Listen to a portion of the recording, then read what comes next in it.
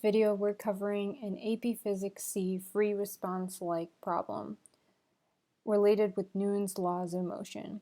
This is similar to the previous problem, but now we're going to be working with the half-Atwood machine. So here we have two blocks, again connected by a light string over a pulley. This time we'll have one of the blocks sitting on a frictionless table. So here we have our M2 and here is M1. In this case, M2 is greater than M1. So, like in the previous problem, the first step is to draw a free body diagram for each block. So we'll have one for mass 1 and mass 2.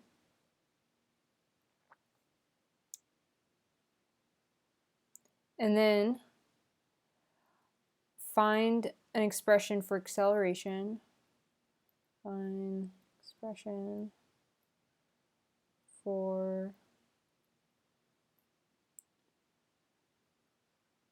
acceleration A for each block. And the expression should only have M1, M2, and G. So here, pause the video and attempt to complete parts 1 and 2 for this diagram. Okay, so we're going to go over the free body diagram for each block. So let's start with mass 2. We've got the tension force from the string upward, and then we've got force of gravity. Because M2 weighs more than M1, this block is going to go downward. And this block is going to move left. So our gravity force will be, gravity force on block 2 will be greater than the tension force. Here for mass 1, we have gravity force, but this is going to cancel out with the normal force because the block is sitting on the table. And then we have the same tension force that is acting on mass 2. So here is our two free body diagrams for each block. So now if we write the equation for each block for mass 1,